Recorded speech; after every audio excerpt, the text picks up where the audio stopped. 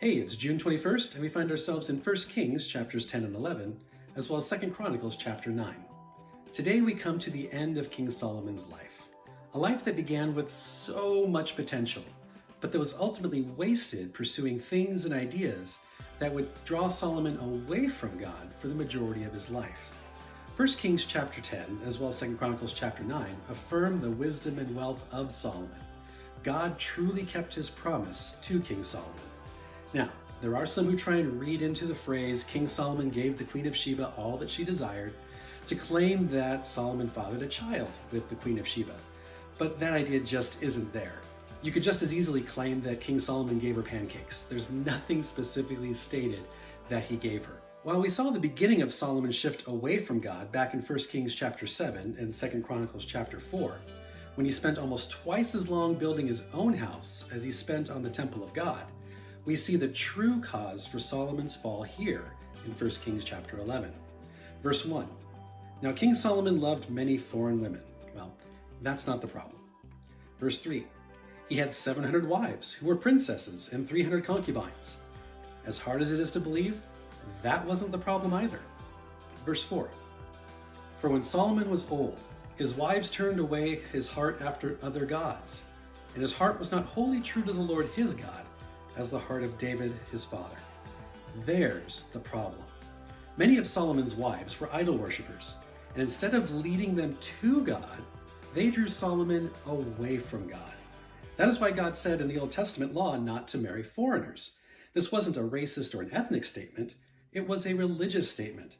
There was absolutely no problem marrying people from a foreign country when they worshipped God. Rahab and Ruth are a couple great examples, to name a few. But unbelieving spouses, more often than not, pull believers away from God. That is why this idea continues into the New Testament, when Paul says in 2 Corinthians chapter 6, do not be unequally yoked with unbelievers. God even warned Solomon twice to turn away from false gods, but Solomon wouldn't listen, and his son Rehoboam would pay the price, as we'll see soon. So what can we take away from today's passages? Well, Solomon's life could actually be described as a tragedy. He started his life living for God, and God blessed him with wisdom, wealth, and power. However, we read in the book of Ecclesiastes that Solomon wasted those gifts, trying everything else that claimed to be the meaning of life, only to return where he started. Fear God and obey his commandments.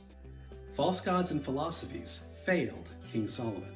Now, are there any people in your life like that tend to pull you away from God more than you pull them towards God? If the answer is yes, and you are married to them, stay married, okay? You may still be the person who leads them to Christ. Remember, 1 Corinthians chapter 7, verse 16.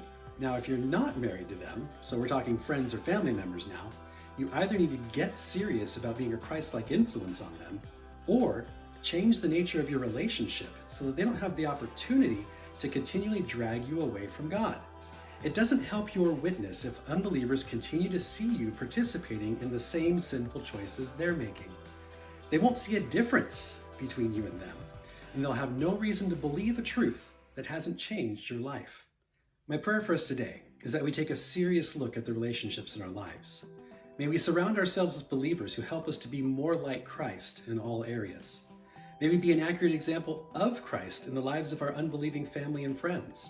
And may we remove ourselves from relationships that are dragging us away from God, never ceasing to pray that they believe the gospel I hope you've already shared with them. Don't let your life become a tragedy. If you haven't done so already, please download our Through the Bible reading plan at asperiacommunitychurch.org/throughthebible. Thanks for watching, and I hope to see you again soon.